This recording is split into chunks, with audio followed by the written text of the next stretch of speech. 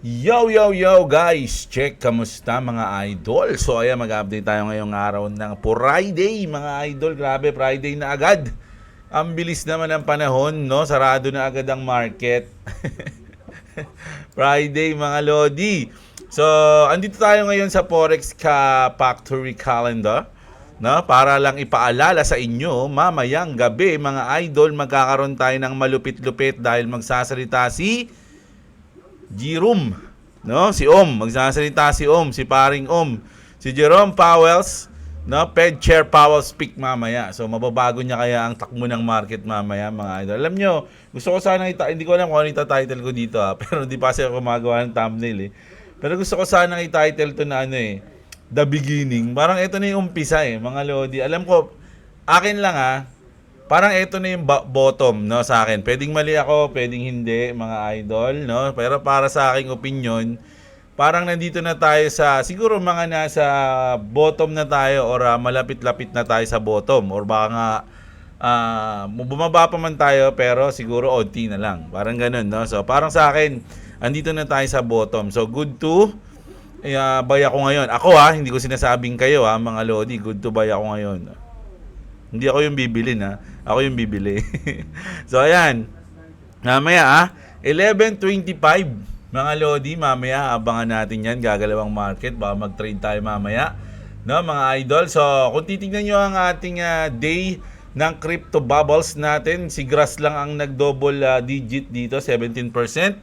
At nag-double digit naman dito si Pi sa negative, mga lodi. Grabe si Pi, mga lods, no? So check natin si Pi, grabe. Alam nyo, nung binenta ko yung Pi ko dito sa banda dito, ang dami nagalit sa akin dun Kasi nakabili tayo dito, di ba? 0.6 ako nakabili, ayan, 0.6 So tumaas yun, hinayaan ko lang, hinold ko lang. Pero banda dito, nagbenta na ako sa $2, mga lodi. $2 nagbenta na ako dyan. So, yung binili ko dito, profit na yan, mga lodi. Triple na nga yung profit ko dyan So, binenta ko na. And then, marami nagsabi sa akin, Kuya Jeblo, pagsisisihan mo na binenta mo ang Pi. Ayan, no? Dahil magkakaroon ng 314, no? Basta ano pa yan mga ganun yan ganun date yan Oh, ayan. And then, ngayon, dumiretso na tayo sa 0.5. Mga lodi, no? Kung ikaw, dito nyo mapapatunayan ngayon kung talagang mahal nyo yung Pi, mga idol, no? Kasi etong price na to, fire sale, kumbaga sa sobrang discount na to, kumbaga sa sale, mga lods, no? Itong Pi natin, no? Maraming magsabi, hindi ko bro, bababa pa ng 0. Bahala kayo, no? Baka mamaya kung di kayo bumili dyan, biglang lumipad niya, sayang, dito sana ako. Naabangan ko yung 0.3, kaya lang, di na binigay, lumipad na, wala na, iwan na ako, $2 na ulit ngayon, hindi ako nakabili. kaya nga may DCA DCA ka lang, bili ka lang dyan, hindi pag bumaba, bili ka uli. Ganun lang yun, nasa baba ka na, good to DCA na to. Ito, start ng DCA mo, tawag dito, discount na niyan, mga lodi. Kumbaga, laki na ng tawad mo. Dito ka magsisimula ng DCA. Di ba? So, kung bumaba pa yan, daglagay ka uli. Ganun lang yun, mga idol, no? So, kung mahal nyo talaga yung Pi, may chance na mag-profit kayo dito sa mga susunod na buwan kung magdi-DCA kayo, no? Sa inyo yun, Ako, bahala ko rin lagyan to next week, Next week pa kasi talaga ako mga idol, maglilipat ng asset, mga lodi. Kasi ngayon, tingnan niyo yung kumuha kasi ako ng pambayad ng tuition ni Bunso. Nakaraan, nagbawas ako ng 15 dito, 15K So, balik tayo ng 51, mga idol, no? So, 437 yung ating XRP. Pero, etong 51 na yan, mga lodi, o kung magkano man yung aabutin natin sa next week, bibiyakin ko yan. No, lahat yan. Hahatiin natin sa 5 coins. Depende, pag nag-60 to, baka pwede pa maging 6 na coins Tigte 10K, di ba? So, ganun nga gawin natin next week. No? Next week pa yan, mga lodi. Kung papalo ngayon yung XRP o yung market, goods yun, mga lods. Pero mamaya magti-trade ako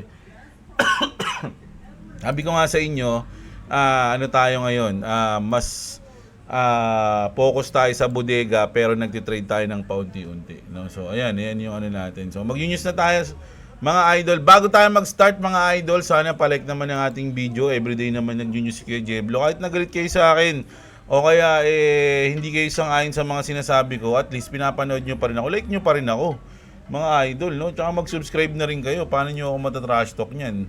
Hindi kayo wala kayong notification sa akin. 'Di ba? So ayan. Mga Lodi, no, mag-start na tayo. So unahan na natin 'to. Mga Lods, no, si Michael Saylor, dahil nga si Trump bato ng mga tariff all over the world. No, sabi ni Michael Saylor, there are no tariffs on Bitcoin. Sabi niya, 'di ba? Which is totoo naman 'yun. Mga idol, walang tariff diyan. Ha? So, goods yan. Kilala niyo naman si Michael Saylor, isa na giga bullish yan sa ating Bitcoin. Pero tingnan niyo naman 'to. Stock market, sarado na kasi. The stock market has officially closed. Over 2.9 trillion has been wiped out, ranking this as the worst day of the market since June 2020. Grabe mga idol, no? 2.9 almost 3 trillion dollars to, mga Lodi, dollars ang winalis. Winalis. Mga idol, gravities, no? Ngayong linggo lang ba to? Ito yung nagsimula ng mga tarif April 2. Oh, grabe, April 2 hanggang April 4. Durug. Worst day in under 5 years. Grabe naman yan. So, ayan yung sinabi dito ni Jacob King, mga Lodi, no? Pero, kaya ako nasabi na mga Lodi, dito na tayo sa bottom. May post si Trump sa True Social niya, no? Sabi dito, si Ariel muna, basahin natin yung caption niya. Do you need this explained to you? Sabi niya ganun. If so, you have now been paying attention. We have entered the next stage, sabi ni Ariel. No, kasi sabi ni Trump, mga Lodi, the operation is over. Nako, tapos na daw yung operation, mga Lodi. The patient lived. Nabuhay daw yung inooperahan, mga Lods, no?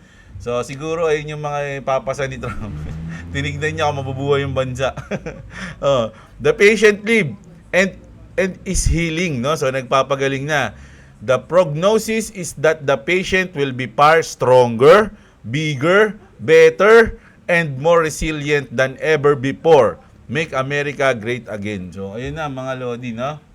So, umpisa na ba tayo ng changes, mga Lodi? Andito na ba tayo sa recovery? Parang ano niya yun parang hinint niya yun na, oy, recovery time na, magre-recover na tayo, mga Lods, no?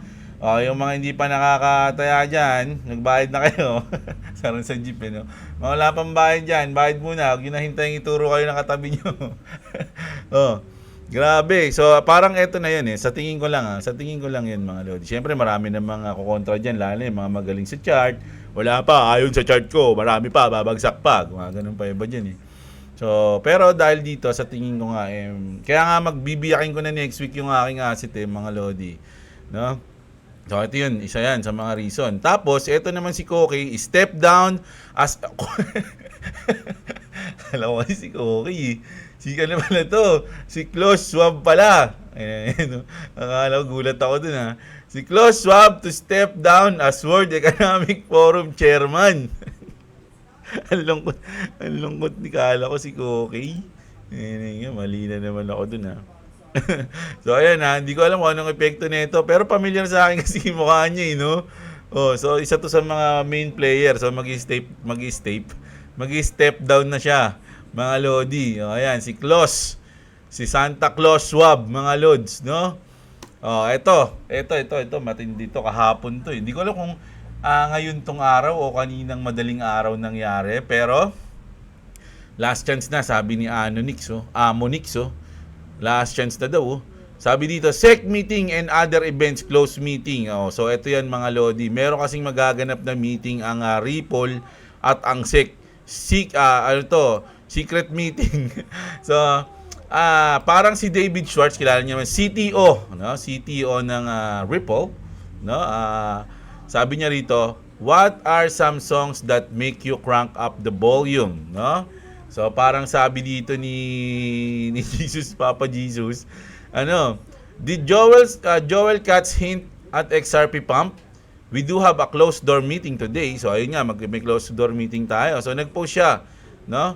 Ayan, no? Crank it up daw mga idol. Nako.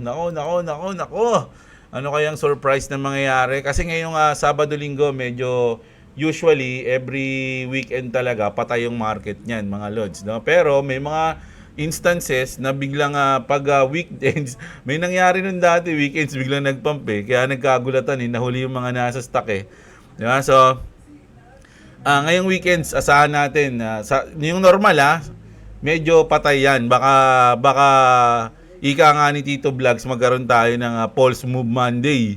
Sa Monday tayo magkakaroon ng galaw na malupit, no, mga lodi. So titignan natin yan So ayan So crank it up daw, sabi ni David Schwartz. Tapos ito naman si Brad Garlinghouse, kanina lang to ng alas 6 ng umaga, mga idol. Looking forward to seeing many of you at the XRP Ledger Apex in Singapore this June 10 and 12. No, 10 to 12 yan, mga lodi, no. Hindi oras yan date yan, 10 to 12, mga lods, no. So magkakaroon sila ng Apex at kasama doon at magsasalita si Brad Garlinghouse, mga idol, no. Si Brad. Ang ganda ng apelyido ni Brad Garlinghouse, no, Garlinghouse. Ang lupit, no. Parang dalawang words na pinagsama. Parang apelyido ni Whitebeard, si Edward Newgate. Mga ganun ko nililevel yung mga apelyido na ganyan No? So ayan, grabe, no. Magkakaroon sila ng Apex Summit. Sa June pa naman to, mga lodi. Kapasukan din sa atin. Pero simula ngayon hanggang June, ang dami pang mangyayari dyan, mga idol, no. Ang daming mangyayari, mga lodi. Sa buwan na yun, sa pagitan na yun. From today, tapos June 10 to 12, napakadami mangyayari. Baka pag dating ng June to 12, hinaabangan na siya dun. No? Kung hindi natin alam kung ano nangyari, excited na lahat ng tao, di ba? So ito nga, excited na rin yung Coinbase. We're excited to announce that Coinbase Derivatives has filed with the CFTC to self-certify XRP futures, bringing a regulated capital-efficient way to gain exposure to one of the most liquid digital asset. We anticipate the contract going live on April 21, 2025.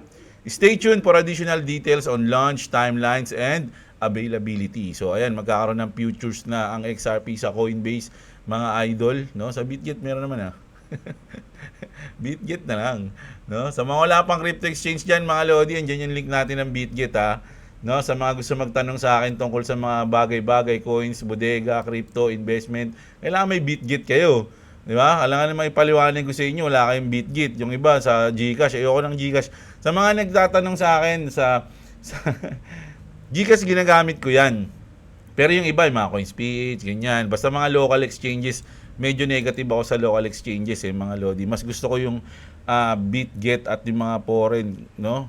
Pero, syempre, kaya meron akong account noon, meron nga akong CoinsPH. Kaya lang, pang emergency yun. Halimbawa, nagkaroon ng something, di ba? Uy, kailangan natin ilipat doon, baka mawala. Pero kung ililipat ko man doon, hindi ko siya ililipat doon sa local pa rin. Ilalagay ko na lang siya sa aking Trezor. Kaysa ilagay ko dyan sa Pilipinas. Makulit yung mga tao dyan, mga lodi. Dyan So, eto na. Punta na tayo dito. Eto, mga lodi, although huling sinabi dito ni Lutnik, ang ganda rin ang apelyido niya, no? Lutnik. Yung Doge na sinabi niya dito, sa tingin ko yun yung Doge ni Elon Musk, no? Pero sabi niya rito, mga idol, sabi nga dito ni John Squire, no? Sabi ni John Squire, this ain't hype, it's infrastructure. Ripple might give XRP as code to the government. They won't buy it, no? Kumbaga hindi bibili ng gobyerno, ibibigay sa kanila ng Ripple. Pero gagamitin 'yon ng gobyerno, mga lodi. Parang ganoon yung sinabi dito, no? Pakinggan na lang natin, mga idol, habang nagkakape ako. Panoorin niyo. Because I was not going to go into the government. I was doing transition. What is a gratis vendor? A gratis vendor is an approved vendor for the United States of America that gives product to the government. It doesn't sell it. Okay. So therefore, I don't have to go through the whole process of becoming a proper vendor because you're giving it to us. And then if you give it to Article 2, which is the president's stuff, then the president can accept it, right? Because it's give. Sorry, Howard, what's an example of this? Like just to make I write some software. You write some software. I write some software for the Commerce Department to do a better job of XYZ. You just give it to me. And then I do QA on it, and I can take it. If you sell it to me for $1, we go into government hell. Right, the whole rigmarole. Right? But if you give it to me, Pag binenta kasi sa kanila o pag bumili sila mga lodi, may batas na kailangan silang sundin doon pagka ganun. Pero kung ibibigay sa kanila, ibang usapan 'yun, di ba? right? And then I set up, so I said, I'm calling it Doge. Oh, ayan sa Doge mga idol. And I registered the name Doge. You said that. Siya ata yung nag-ano ng Doge mga lodi kay Elon, nag-suggest ng pangalan na gawing yung Department of Efficiency Government something Doge. Ayun, siya ata may idea nun, mga lodi ng pangalan na yun. So ito naman, ito medyo malupit din to mga lodi. Ang isa rin sa magandang apelyido to. Ang gaganda na apelyido nila, no? Alderoty, Lutnick, Garlinghouse. Ang grabe naman. No? Ito naman.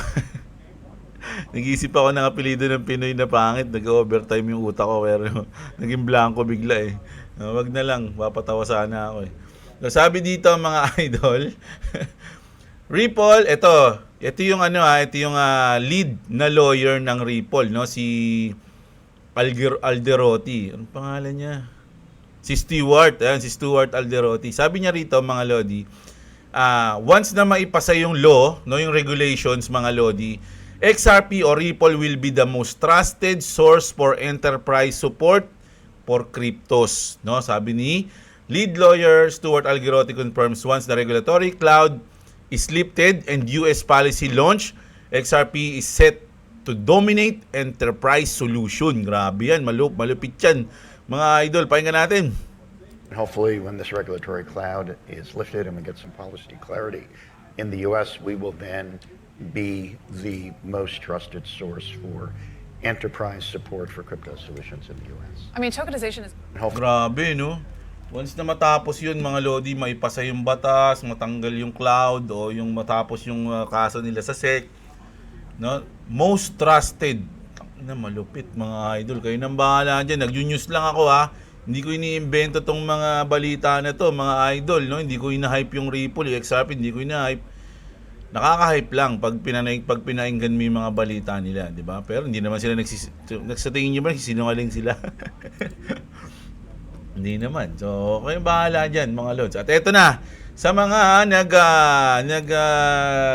hihintay ng news natin tungkol sa ating Axie Infinity, mga idol, no? So, sa tingin ko, sa meeting nila dito, mga lodi, yung MMO ang medyo pinupush ng Ronin Network ngayon, mga lods, no? Sa tingin ko, yung Atias Legacy, no? Oh, hindi ka na umalis? Umalis. Sabi mo, alas 3 uwi mo. Maaga kami pinalabas eh. Oh, sige na. Ako na. So ayun mga lods, no, parang ang pinupush dito ng developers ng Ronin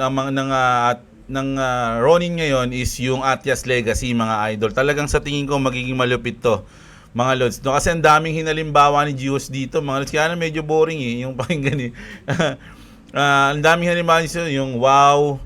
Alam nyo ba yun, yung World of Warcraft, mga idol? Nakapaglaro ko nun dati. Ganda nun, mga loads, no? So, sana maging ganun yung, hindi naman ganun yung, kahit ganun yung graphics, pero ganun yung sistema ng game, maganda na yun, no? So, kasi nakalagay dito, mga lodi, ang alam ko, summer pa yung di ba? Summer, sabagay, summer na eh. Yung labas ng Atias Legacy. Huwag kayong mag-alala, mga idol, once na playable na yung Atias Legacy, ilalaruin natin yan. Inaabangan ko din to eh. Mga lods, alam nyo kung bakit? Kasi nagkaroon tayo ng airdrop pa. Sa mga ito isa pa sa mga pero basahin ko muna to.